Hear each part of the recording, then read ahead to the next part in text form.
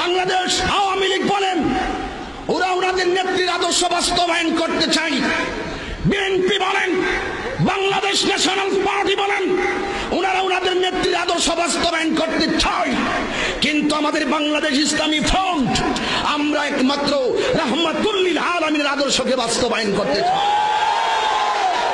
জাতীয় সংসদ নির্বাচনে এই বৎসর অন্তত পক্ষে আমরা যেইভাবে নির্বাচন কি কেন্দ্রিক, যেইভাবে বাংলাদেশ ইসলামী ফ্রন্টের মোমবাতি প্রতীকের চেতনায় নিয়ে যেইভাবে আমরা সেই মাঠে ময়দানে নেমেছি, আপনাদেরকে শুধু একটি মেসেজ আমি আমার জায়গা থেকে দিচ্ছি। এতদিন আমাদের সুন্নি জামাতের মধ্যে কিছু ভুল বুঝাবুঝি ছিল, এতদিন আমাদের পীর মাশায়েখদের মধ্যে ভুল বুঝাবুঝি ছিল, এতদিন আমাদের বিভিন্ন ভাবে আমাদের মাঝে কিছুটা কষাকষি ছিল।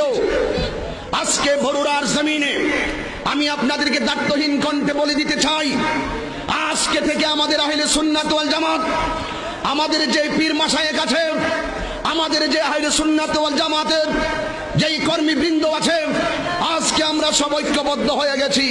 এই কথাটার সাথে কি কোনো সমস্যা আছে নাকি সবাই একমত? সবার হাত উঠে নাই মনে হচ্ছে।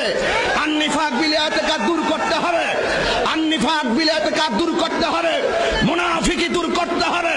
আমি দায়িত্বহীন কণ্ঠে এই বরুড়ার জমিনে বলতে চাই, আমরা দেখিনি মাওলানা ভাসানীকে, কিন্তু মনে রাখবেন এমন একজনের নাম শুনেছি, এমন একজনের নাম শুনেছি, এমন একজন ব্যক্তি আজ আমাদের সামনে উপস্থিত হয়েছেন, তিনি হলেন জননেতা এম এ মতিন সাহেব। হাত তুলে বলুন ঠিক কিনা?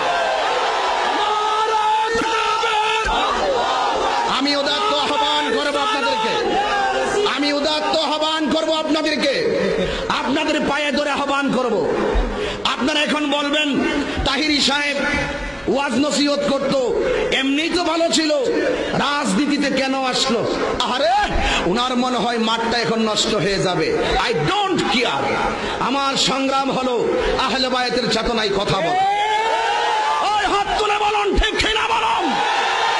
আমি তাহিরি আপনাদের পায়ে হাত ধরে বলবো, অতীতে আপনারা অনেক নির্বাচন করেছেন, অনেক নির্বাচন করেছেন, দেখা গিয়েছে মুষ্টিময় কয়েকজন 20 তলা 10 তলা 15 তলার মালিক হয়েছে। আপনাদের যেই ঘর, যেই বাড়ি, যেই জমিন ছিল, আপনাদের সেই জায়গায় রয়ে গেছে। তাহলে লাভ কি পাইলাম? আমরা তো সেই রাজনীতি করি। বাংলাদেশ আওয়ামী লীগ বলেন ওরা ওনাদের নেত্রীর আদর্শ বাস্তবায়ন করতে চাই, বিএনপি বলেন, বাংলাদেশ ন্যাশনাল পার্টি বলেন ওনারা ওনাদের নেত্রীর আদর্শ বাস্তবায়ন করতে চায়, কিন্তু আমাদের বাংলাদেশ ইসলামী ফ্রন্ট আমরা একমাত্র রাহমাতুল্লিল আলামিনের আদর্শকে বাস্তবায়ন করতে চাই। আপনাদের কাছে শেষ মেসেজ, শেষ কথা বলতে চাই, আজকের এই ইসলামী রাজনীতি এটা আমাদের ব্যক্তিগত কোনো হঠাৎ সিদ্ধান্ত নয়, এটা স্বয়ং আল্লাহ পাকের দেয়া কোরআনের ভিতরে তার আইন রয়েছে। আমাদের এই ইসলামী সংগ্রাম, ইসলামী রাজনীতি 3টা ভাগে বিভক্ত। তাওহীদ 2টা হলো রিসালাত, 3 নম্বর হলো খেলাফত। আমি আপনাদের পায়ে হাত ধরে বললাম, আজকে আমি এমনি এসেছি, শুধু এইভাবে বরুড়ার জমিনে শুধু একজন নয়, বাংলাদেশের হাজারো হাজারো আলেম, দাওয়াত করা লাগবে না, শুধু কানে মেসেজ পৌঁছাইয়া দিবেন, এখানে সবাই চলে আসবে। কথা বলেন ঠিক কিনা? এখন আপনারা কি আগামী নির্বাচনে, পায়ে হাত রেখে বললাম, অন্তত একটা নির্বাচন, জাতীয় নির্বাচনে কি মোমবাতি মার্কায় ভোটটা দিবেন? শুধু ঠিক ঠিক বলছি, জীবনে বহুত, স্বয়ং আল্লাহ রাসূলকে সাক্ষী রেখে বলেন, আগামী নির্বাচন কি মোমবাতির হবে? কারা কারা একমত হাত তুলে দেখুন। মোমবাতি মাজারে জ্বলে, মোমবাতি অন্ধকার ঘরে জ্বলে, মোমবাতি প্রয়োজনে সব জায়গায় জ্বলে। আসন্ন একাদশ জাতীয় নির্বাচনে এই মোমবাতির আলো সংসদের মধ্যেও জ্বলবে। হাত তুলে বলুন ঠিক কিনা? এই আশাবাদ ব্যক্ত রেখে, আপনাদের পায়ের মধ্যে হাত রেখে, এখানে গণ্যমান্য ব্যক্তিবর্গ রয়েছেন, ওনাদের সামনে কথা বলার মতন দুঃসাহস আমার নেই। তবে একটি কথাই বলবো, মরতে যেহেতু হবে, আপনারা মনে করবেন না ভোটটা দেওয়া কাহারও একান্তই ব্যক্তিগত ঐকান্তিক সিদ্ধান্ত না।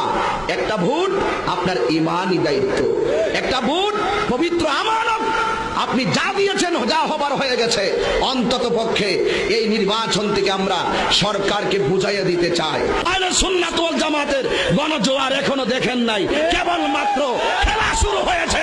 হাত তুলে বলুন ঠিক কিনা? সবাই ঐক্যবদ্ধ হয়ে কাজ করবেন সেই আশাবাদ ব্যক্ত রেখে আমি গুনাহগার আপনাদের কাছ থেকে বিদায় আরজ করছি। আবার আসিব ফিরে এই বরুড়ার তীরে সংসদীয় চেতনায় মোমবাতির স্লোগান নিয়ে। আসসালামু আলাইকুম ওয়া রাহমাতুল্লাহি ওয়া বারাকাতুহু।